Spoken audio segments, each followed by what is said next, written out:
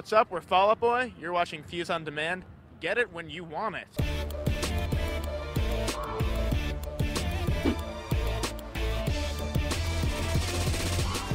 Well, we all met in Boy Scouts, and then it just came on from there. He knew how to play the piano, he knew how to play guitar, and I could pretty much just use my whole body. You can tie a good knot. That's how we became good friends.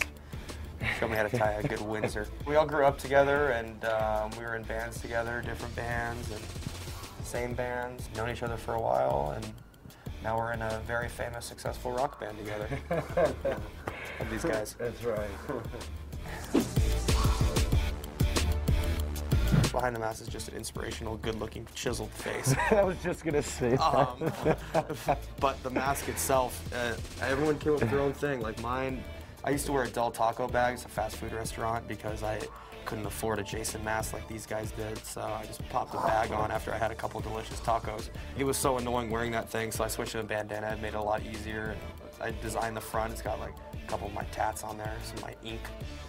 It's got LA, it's got an AK-47, you know, show people that I'm crazy. Actually wish I had a bandana because this thing sucks. Sweating balls right now on this thing. When we started, I just, you know, there's tape on the ground and I had a hockey mask, and J-Dog had a hockey mask. Charlie was there, Funny was there, and we all threw them on, and these were the colors of the tape that were on J-Dog's, basically, in his kitchen, you know? So I just grabbed that and just put it on. The purpose of our mask isn't to hide our identities at all.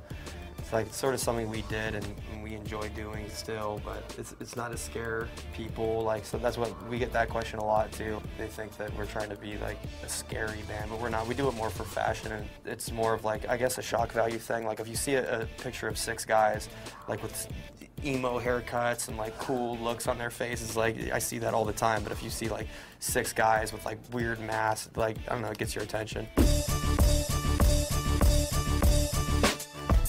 If you're a band, I mean, we suggest to everybody to put their music on MySpace because that's how, like, one way you can get heard without having to get a record label to get you out there.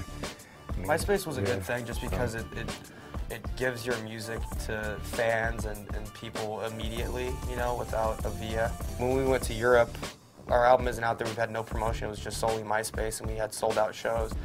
So in that way, it's really good, you know, getting the music spread, and definitely word of mouth on MySpace. As far as like the popularity and how we got so many friends on there and plays, I think it was just because it was something new and raw, and we were pretty much just saying what people were thinking. Just Hollywood, the place we're from, and Undead, we actually, me and J-Dog used to kind of make fun of these kids certain kids that went to clubs, you know, the scene kids with the pale skin, makeup, and all that stuff, you know, so we said they were undead, basically, like they were zombies because they had pale skin and makeup on. The way the band got named is actually cool, too, because they were going to name it, the band was going to be called Undead. J-Dog and Deuce made the first song, and they were going to call the band Undead, and the first song was going to be called Hollywood. So they wrote it on a blank CD and gave it to a friend, and the friend read it and said, oh, Hollywood Undead, that's a cool name. And it actually wasn't going to be Hollywood Undead, but after that it just sounded cool, so I stuck with that.